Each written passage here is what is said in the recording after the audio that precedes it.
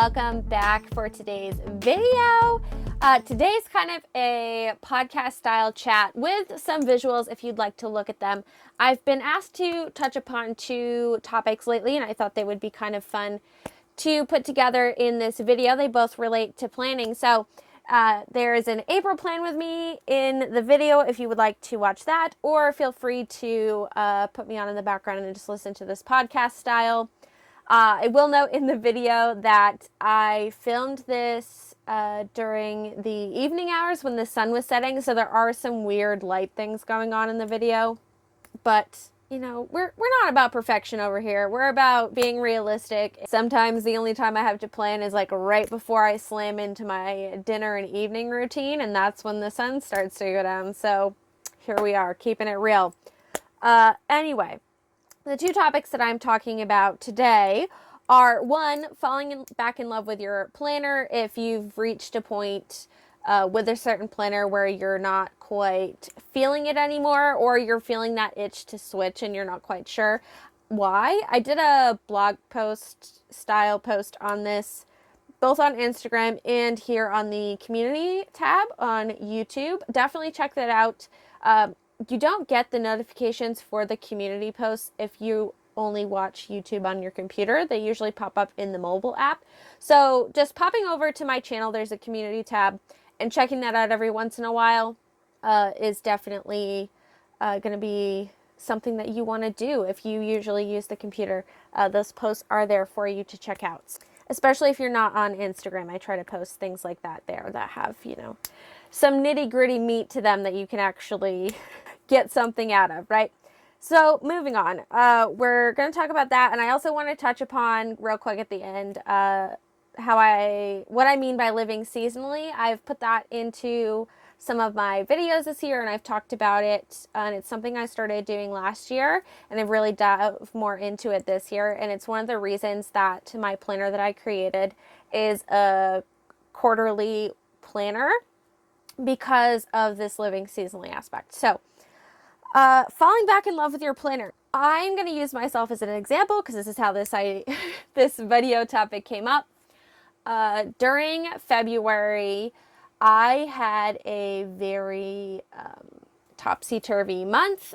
Chris and I had to make some big decisions about whether or not we wanted to try and find a way to build our house this year. I'm not going to super go into it because that's not the point of this video, but basically we had a goal for a really long time. It was like everything was going good. Everything looked like it was going to happen, and then things kind of started to fall apart, and we had to make some big decisions. So this wasn't really a quick thing. It carried on throughout the whole month, and it left me feeling very overwhelmed because, of course, I'm dealing with this on top of all the other things in my planner. And when I get to that point of stress, it doesn't have to be something big like that. Sometimes you just get overscheduled, or something little happens, you're tired, you know. You just get to a point where you don't want to look at your planner. You don't want to think about the things that you have to do. At least myself, when I'm in that space of stress, instead of leaning into my planners and journals, I tend to abandon them. Like, I do the bare minimum. I just write a bunch of to-do lists. None of the fun color or stickers or anything goes in there. It's just like the bare minimum that I need to survive and get my stuff done goes in there. So when I am either in that space or coming out of that space, I often feel the need to switch planners. And the switching of the planner isn't really what I need, right? What I need is to fall back in love with planning and in the planner that I'm in. If you do feel like you need to switch your planner, it could be your planner, which we'll talk about kind of at the end. But first, I want to give you some tips on falling back in love with your planner from this mindset of maybe you've stopped doing the things you enjoy in it. You've had something happen in your life. You got busy. You didn't use it. Maybe you put it down for a couple weeks and there's some blank spaces and they're bothering you. And how can you kind of come back that and get back into it?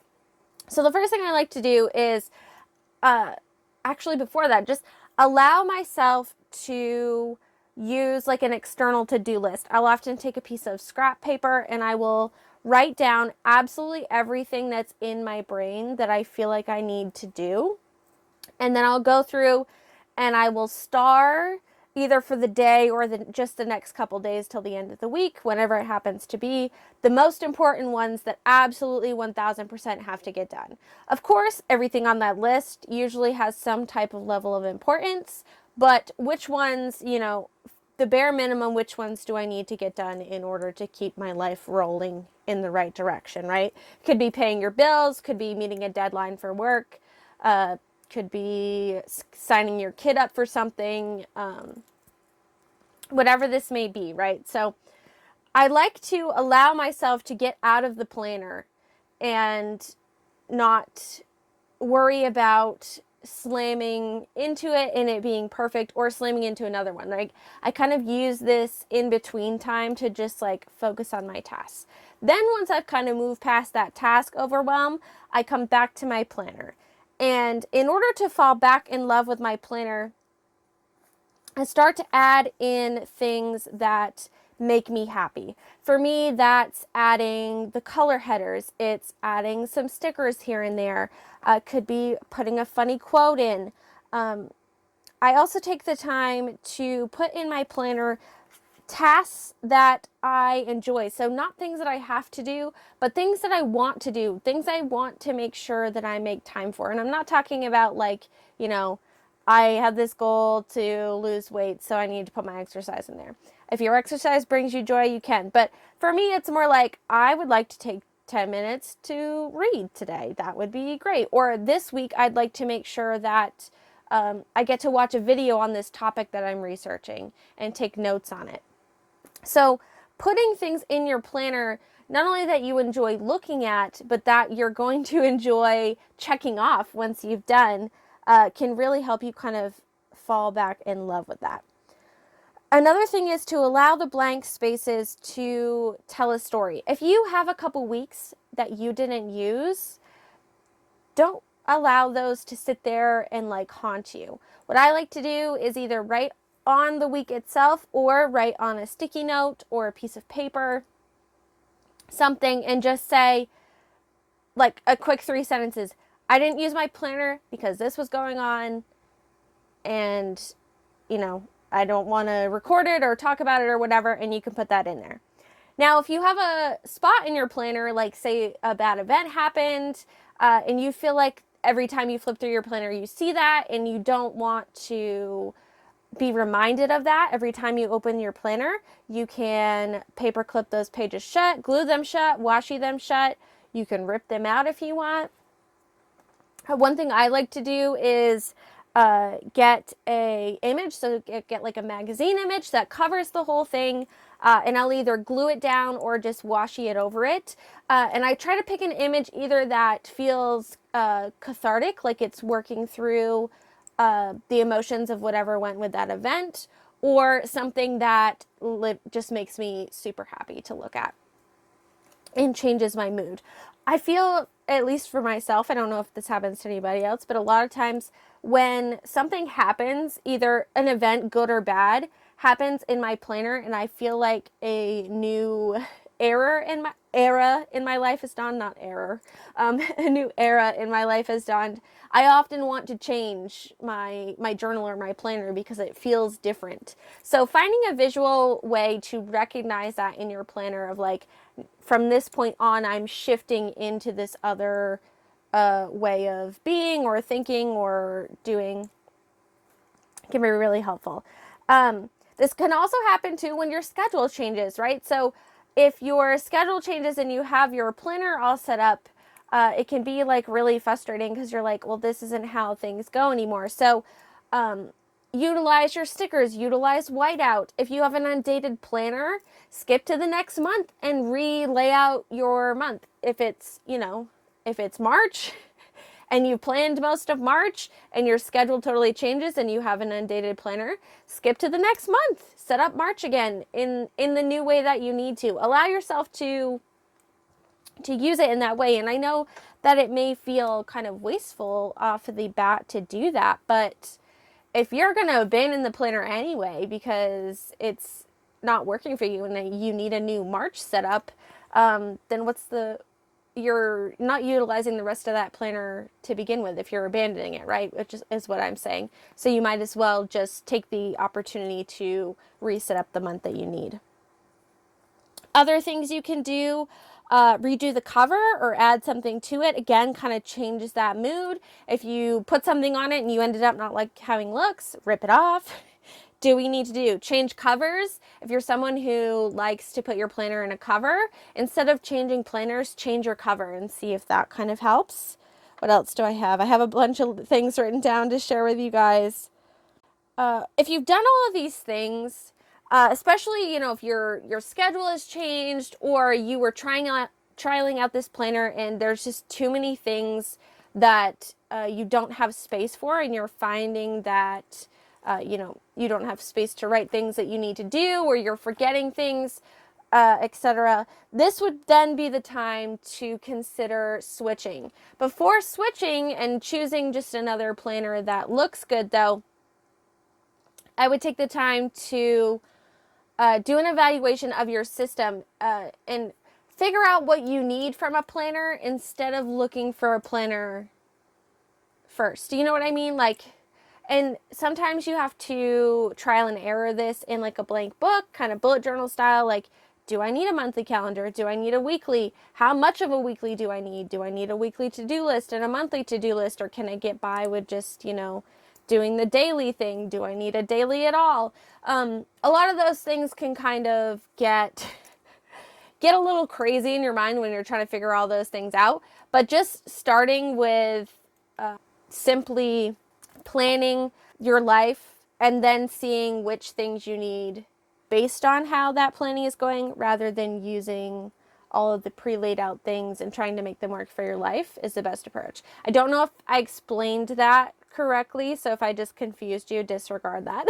But figuring out how you plan is really important before you try to figure out the planner that works for you. I highly recommend reading the bullet journal method, or going to Romany's Realms channel and checking out her original video, the One Book July challenge.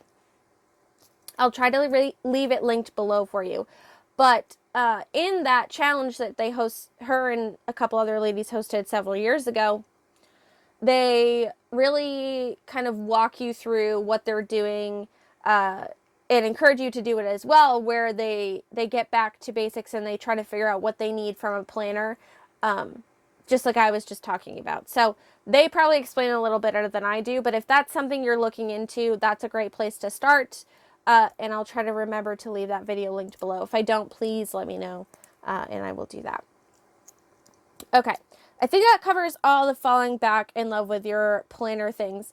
If you would like some type of more structured talk on this, or a class or something, let me know. I have plenty of information floating around in my arsenal in order to make a planning class. So if that's something you're interested, or you have a question that you would like answered in something like that, please let me know in the comments below. It's something I've been considering, so if you are in that spot where you feel like that would be something that would be beneficial to you, definitely let me know, and I'll try to put that on my schedule for the year. Touching real quick before we reach the end of the video and I run out of time, living seasonally. So what do I mean by living seasonally? To me, living seasonally is a way of looking at my life in separate chunks that apply specifically to me, so that I can, one, be fully present in the experience of that season, whatever it is in my life during the time, as well as also setting myself up for success in the seasons to follow. It allows me to take my bigger goals and actually look at my life in a smaller way and say, okay, during these different seasons of the year, I have a varying amount of time, a varying amount of energy, a varying amount of obligations.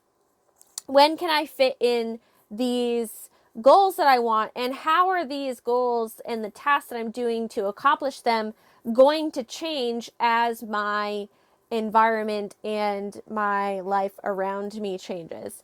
When I say living seasonally, while this can encompass, of course, the physical seasons, like your seasons outside, winter, spring, summer, fall, or whatever your seasons happen to be, not everybody has 4 seasons.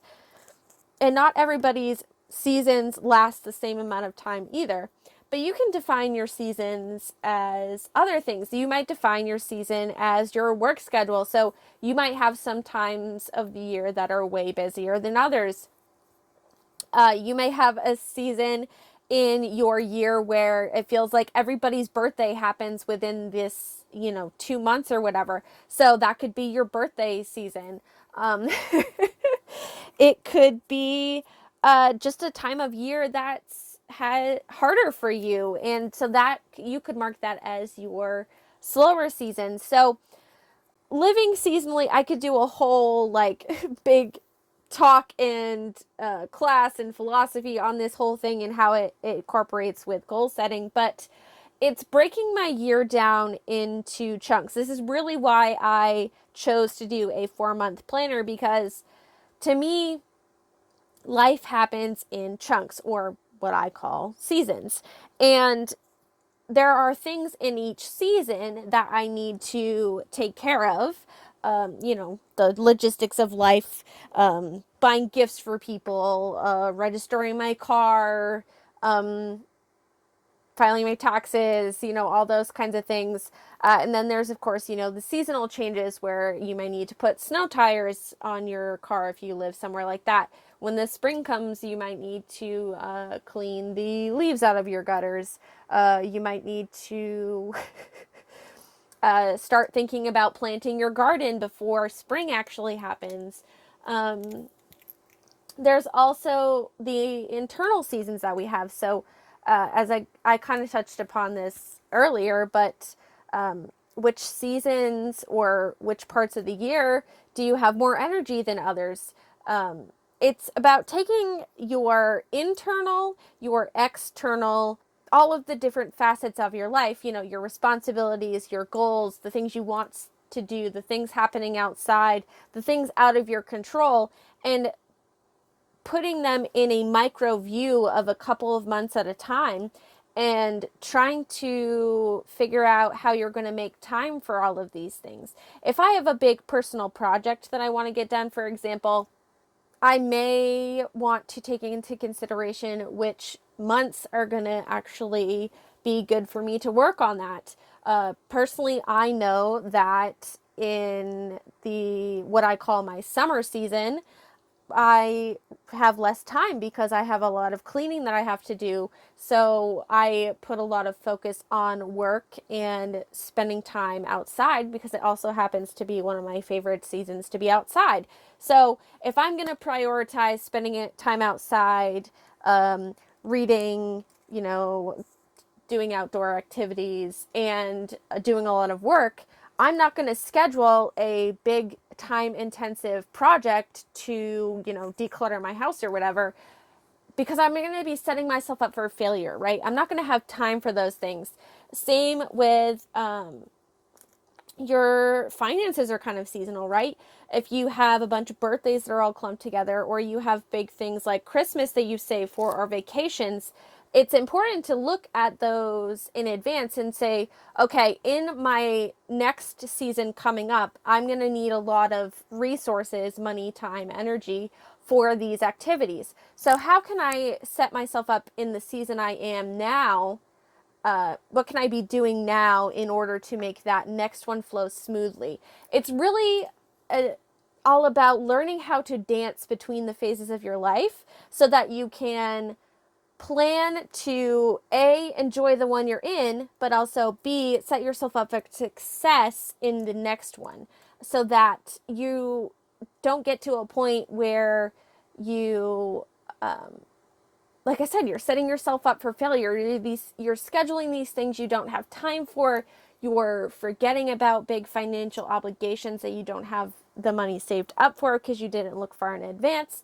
Of course, we can't plan for everything, right? There's always emergencies and things that happen that completely throw us off course, which is another reason why I enjoy planning seasonally, because if something big happens and changes, like say that a big change in my work schedule happens, to me, that's the dawn of a new season. And I need to reevaluate all the things I have going on and prepare for this. Okay, this is a season that I'm in. What in my life can I realistically accomplish? It's about planning for your specific life, your specific set of circumstances, your specific set of goals, and tailoring your life and the tasks that you need to accomplish based on the life that you actually live, not the calendar that somebody else made up. I hope that makes sense. Again, this is a very long, rambly, vague kind of just brushing the surface explanation of what I mean when I live seasonally, but it's really about all these things. It's about enjoying your life while also hitting your big goals and planning for the future, but not getting, wrapped up in the future. Just living a fulfilled life. There we go. It's my philosophy and planning method to living a fulfilled life. It's not perfect. It's something I'm still working on, but I do have to say, since I've started kind of focusing on planning in this way, I am reaching more of a balanced period. Trust me, I still have a long way to go. I'm not perfect. There's still things falling through the cracks and, popping up and things. But it's a learning curve and I'm getting better. So if this is something that you'd be interested in, again, some type of tutorial class, bigger explanation thing on, please let me know down in the comments. I always have tons of ideas for classes that I'd love to make for you guys, but I never know if there would actually be a interest in them, like a planning class or a goal class, things like this. And classes take a lot of time and effort. A lot of goes into it. A lot of my heart and soul goes into my classes. So I don't want to make one that you guys aren't interested in. So if those are things you're interested in, please let me know in the comments below. Also, if you have any of your own tips that you would like to add for, or thoughts or anything about, any of the topics I covered, falling in love with your planner, switching planners, living seasonally, any of those things, please do drop them in the comments below, because everybody has such a different way of doing things and we all have something valuable to bring to the table, and what you say in the comments may spark an idea of someone reading the comments and give them a piece of information that I did not provide in the video that sends them off on their merry way to all these amazing things. So please do share your own opinions, experiences, tips, etc. in the comments if you would like to do so. And with all that being said, thank you so much for being here today and listening to me ramble. I hope that you got something useful out of it. Thank you so much to my patrons for sponsoring today's video. They help make what I do over here on YouTube possible while still paying my bills and feeding my dog Shadow. So I'm eternally grateful for them. Without them, I literally would not be here doing this. And thank you to you guys. I wouldn't be posting these videos if you weren't watching them. So thank you so much to you as well. I hope you have a fantastic rest of your day, whatever day that happens to be. And I will tell you guys again soon. Take care, guys. Bye.